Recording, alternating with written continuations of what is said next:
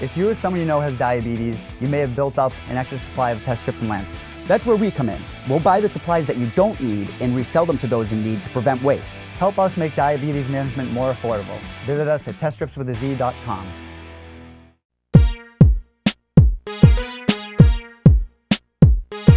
All right, we have Jordan Leavitt on the show, coming off a 17-second submission victory via heel hook for Gladiator Challenge this past weekend to improve to 4-0. Jordan, good to see you. How are you, sir? I'm doing well. How are you doing? I'm doing great. It's great to have you here, but I have to ask you one question right off the bat. Who did you fight last weekend? Because I know about the finish. I know you did it super quickly. I know the organization, but for the life of me, I cannot find who you fought anywhere. His name's Johnny Walker. That's about all I was told. I was told the day before the fight, you're fighting this person. His name is this. Be at this weight. And went out there, and I had no idea. He was late to roll call. He got there like 30 minutes. So I had no idea. I walked out, saw the dude. It's the dude I'm fighting. I had no idea what was happening. Wait a minute. So you found out you were fighting this guy on Thursday for the fight on Friday? Is that what you're telling me? Yeah, I found out who I was fighting on Friday for Saturday. They got switched last minute. Wow. So when you heard Johnny Walker, were you like, did you think twice about it for a second? You're like, are we talking about the Johnny Walker? This would be a little crazy here. My coach joked about that. He's like, you're fighting Johnny Walker. And I'm like, cool. You know, I'm all weight cut, all sunken up. I wasn't paying attention. Then I'm like, wait, Johnny Walker? Same name, totally different guy. So, yeah, it was crazy, though. Got there. And I had no idea who I was fighting, and then we're sitting there backstage, and there's this one guy in the corner of the locker room, a bunch of sponsors on his shorts, like, look around my size, but didn't speak any English. So I'm like, is that Johnny Walker? So I was, like, sizing the wrong guy up for, like, an hour and a half before the fight, looking at him, you know, and then it ended up being someone completely different. So... Is this the first time something like this has happened to you before? I mean, I know with amateurs and pros, like sometimes these last second switches happen, but this seems a little different. Yeah, my first pro fight actually was kind of the exact same thing. I was told I was fighting at 140. I was fighting at 145. Then the day before weigh-ins, like, never mind, you're fighting at 155. Same guy, just different weight class. I got there, then weighed in. My opponent wasn't there. And then I ended up fighting a completely different guy at 155. But that was my first pro fight, so I was kind of used to the chaoticness of the fight night. So are you ready for a little less chaos in your professional career? Here's the date, here's the opponent, here's the weight. Like, obviously injuries happen, and you can't cancel out all of that chaos. But for the most part, consistently, let's keep it as less chaotic as we possibly can. Are we at that point right now?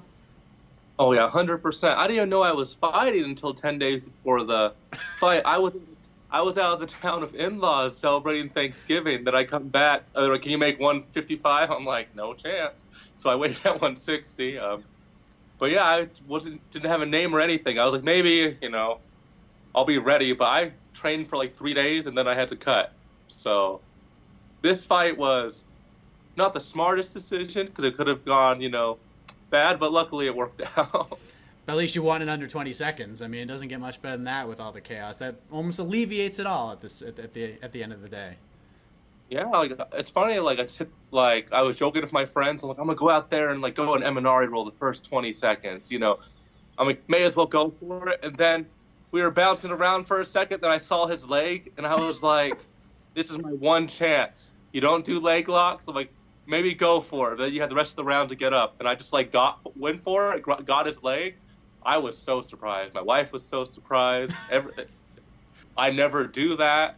It was just a heat of the moment thing, and I'm glad it didn't end badly. Wow, unbelievable. Congratulations on the most chaotic win of your career. So you are undefeated. You're 24 years old. You made your amateur debut in 2015 from doing my homework.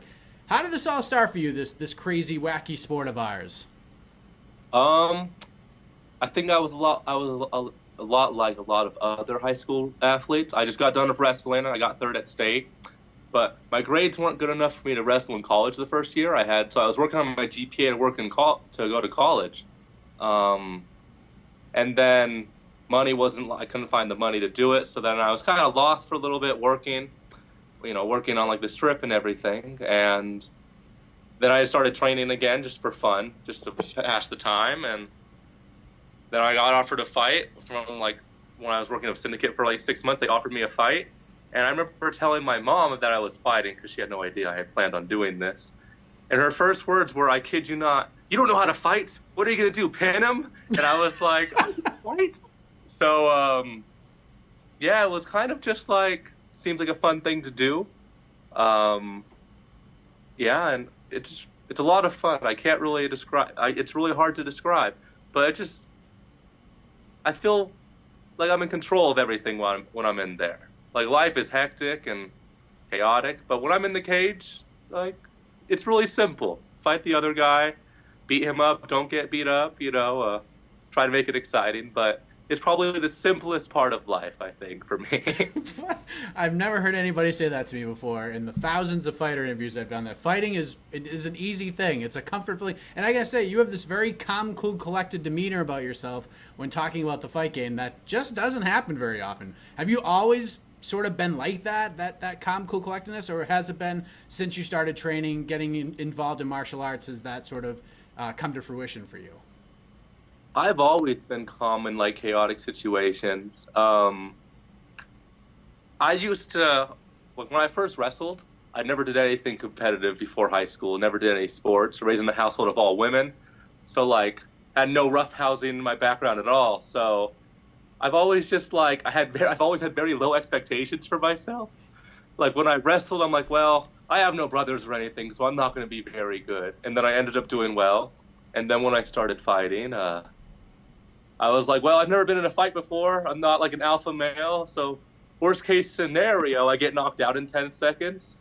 And that wasn't too scary to me. I'm like, it's just a knockout. It's just this if I get hurt.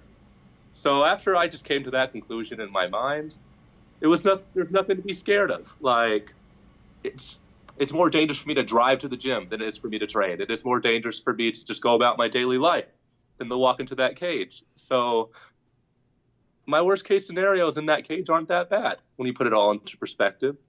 And, that's how it is. I've always had that kind of outlook. Like my coach will talk about how I'm always so calm backstage. I'm just, in my pajamas, eating. I'll go out to the crowd, talk to my friends and family. Like it's very simple. I have no other way to put it. Especially at Syndicate, there are so many different personalities at that gym, from the coaches to the different fighters, from, Roxy to JoJo and anyone who comes in there. So are you like a calming force in that gym? Do people come to you when things are a little crazy? I like to think so. Like I have a lot of I've been there for like 6 years now. So I have a lot of people I'm really close to there. And I don't know, I feel like sometimes I'm that calming influence, but I'm very good at telling people you can do this. Like you're amazing. I'm very good at being honest with people. It doesn't seem like I'm fake when I'm telling people they can do this. I'm like, look at me. I don't even do this right. I'm already undefeated. So don't worry about it. You're fine. Like, and then you bring up Roxy and JoJo. Like they inspire the crap out of me, especially Roxanne. Just like they're such unique individuals. They're so kind and they don't seem like fighters at all, but they just go out there and they do it. And honestly, those two people in particular, like, I don't know, they definitely, like, their personalities rub off on me when I'm training and when I fight. Because I'm like, I don't feel like I'm a fighter. Like, I don't think I'm that kind of person. But I look at them and I'm like, I could do this. I belong. How beneficial is that for you? Because, sometimes it takes fighters going from camp to camp and training with different people and going to all these different places around the country, sometimes even around the world before they land on that one place. It's almost like they're throwing darts at a map and hope it works out for them. You seem to have found it in Vegas with Syndicate. When did you sort of know that you were at home? That's a good question. I don't know. So I think it goes back to when I wrestled in high school. Every year I had a different head coach. I didn't have the same coach ever. And every year I was always overlooked because I wasn't like a short, buff kid, who wrestled all his life. So I've gotten used to like having to stick out, like having to like work and have that speak for me. And I got to Syndicate and I just felt noticed for the first time. Because fighters come in all shapes and sizes. They have different tactics. They have different ideas. And when I was noticed and when they didn't try to shape me into something that I wasn't, I just felt like I was at home. and I couldn't picture myself leaving. Like, I never had that before. But yeah, so like, I found my home really early, and I'm lucky. There might be better gyms out there, or gyms that might like, push me in a certain direction, and I don't know. I'd rather just be home. Well said. I can appreciate that. What's sort of the goals for? I mean, you're coming off a chaotic fight where things just changed like crazy. I know you had one fight in 2017. You had one in 2018. You just had your second fight of 2019. I assume one of the big goals for 2020 is to be more active. Is that accurate? Yep. I have never taken any time off ever. I've always, except for this last fight because I'm out of town, but I've always trained the day after my fights. The hardest thing is just finding fights for me. I have a style where I beat people and it doesn't look difficult. And I haven't showed my striking, even though that's all I work on, basically. I don't work on my jiu-jitsu hardly at all anymore. But I understand why people don't want to fight me, but it's also frustrating. I just moved up a weight class because I had some weight cut issues earlier this year. So like I was thinking maybe now that I'm smaller, I'll have an easier time finding fights. But now no one wants to lose to the small guy who has kidney issues and hasn't landed a punch in any of his fights. Like, it's hard to find fights. I'm not like a fun fight. I'm not going to stand in there and brawl with you if I don't have to. I would love to be active. Even if I just fought, twice a year, that would be amazing. So, yes, being active is definitely a goal. What sort of kidney issues are you talking about? Because I don't know about these. Can you fill me in? Fill everybody in here. What's going on with the kidneys? Oh, so the last time I made 145, it was going really well. I was scheduled to fight this very talented kid, Jeremiah Sierra from Alaska. Made the weight. And it didn't seem like that rough of a weight cut.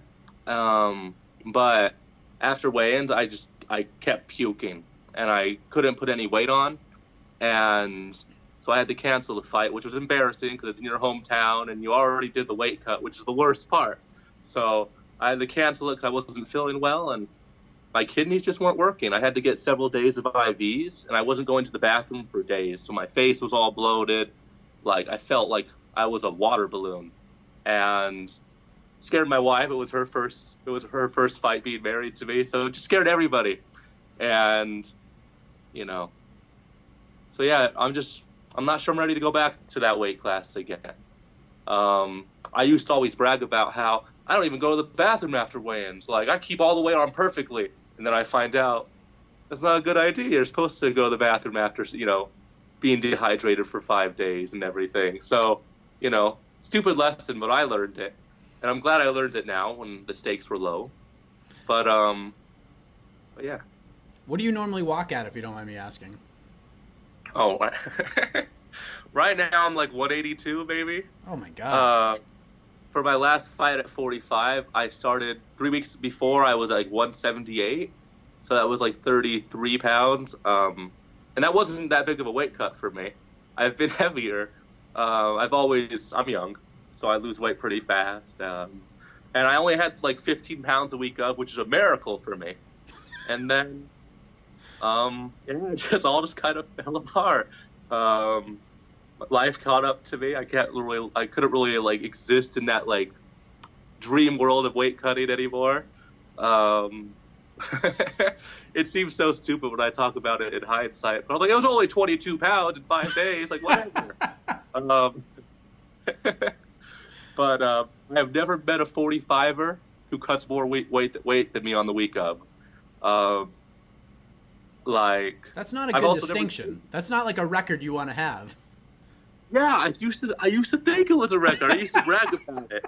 Like, I cut 24 pounds in 5 days. Psh, your 17 pounds is easy. And I see my friends dying. I'm like, I don't see why it's so hard. I cut 8 more pounds. And then I look at me at weigh-ins, and I'm like Skeletor. Or even when I'm winning the fight the entire time, I'm gassed out after 90 seconds. Like, my past 2 fights, I've tried to finish it so quickly because the fight before that one, like, it went to decision, and I was gassed the entire time. Like, I was winning, but I basically was on autopilot. Like, I gassed out. I thought I had the first submission, squeezed my arms out, and I was basically just outmaneuvering the guy for the entire fight. So I know how to dig deep, but I don't want to dig deep like that anymore. I want to be the best version of myself. I don't think that's at 45 anymore. Yeah, don't fight at 45 anymore. Don't. No. I don't want to see you cutting 22 pounds or 25 pounds or 46 pounds. 55, it's only 10 pounds. That's a big difference. Let's stick around there, maybe a little higher if you want. Mm-hmm. That's my thoughts exactly. There you go. So what are you going to do this year to make sure you can get those fights? Because I know you've had a hard time finding them. Is it just getting out of the areas, maybe traveling a little bit to maybe do that? I know if you here in the East Coast, I'm sure there are plenty of people here on the East Coast that'd be willing to fight a gentleman with your kind of calm, cool demeanor. They may look past you hearing this conversation, which would be great for you if they do. But is that sort of the thought process here? Like maybe we have to get out of this area to find these fights? I think I'm just going to throw my next fight. I got to lose the next one. Maybe I'll get knocked out in like 10 seconds, and then maybe people will be scared of me. But I don't know. Maybe I'll take a fight at 170. Who knows? I'll still be cutting 12 pounds. I don't know.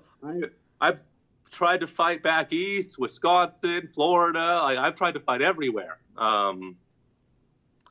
If they're down in the fight, I'm down. I'm excited. I think I just have to be ready, stay on weight, and be ready to take last-minute fights in chaotic situations like I just did. And I think that's my path. I don't think I'm going to have some easy, smooth road. I think I have to take the hard way. And I'm excited for that. It's more exciting for me.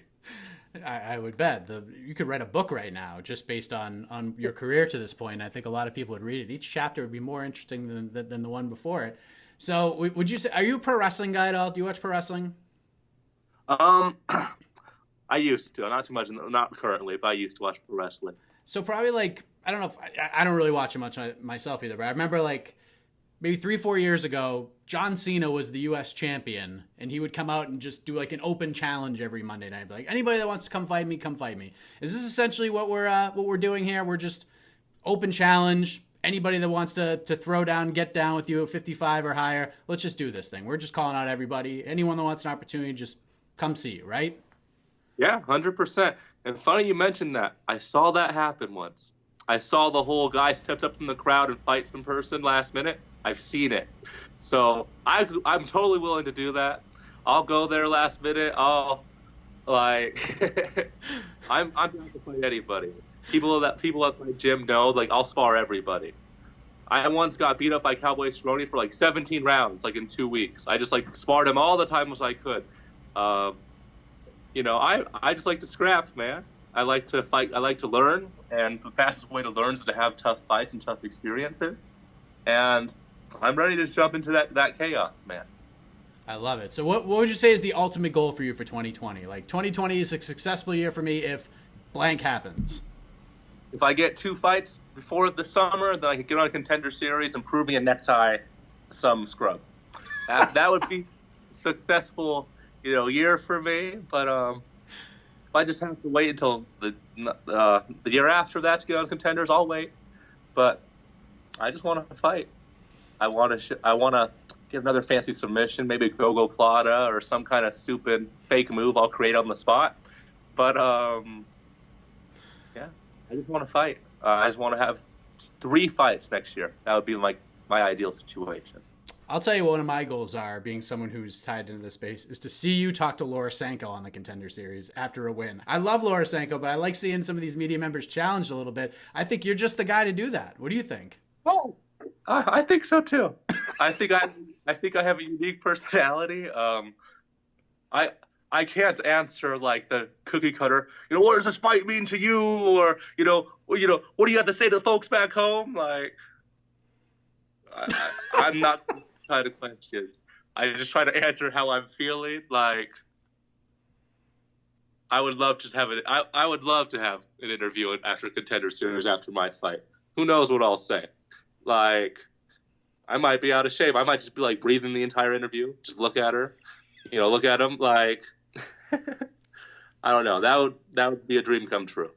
Listen, it's a refreshing change of pace talking to you than not. I love talking to all of them, but it's nice. I feel like you're cut from a different breed of cloth, if you know what I mean. I don't know if it's demeanor. You get sort of a dry sense of humor about you. It's refreshing. I like the different personalities. I think you bring something different to the table. This has been some good stuff here. Thank you very much. I appreciate that. And before we let you go, sir, what did this interview mean to you for the people? No, I'm just kidding. No, but seriously, let the folks know where they can find and follow you on the web, because you probably have really interesting follow on social media. Any shout outs, anything else you want to get off your chest? The floor is yours, sir. Just shout out to everybody at my team at Syndicate. Shout out to Iridium, the management agency that sponsors me.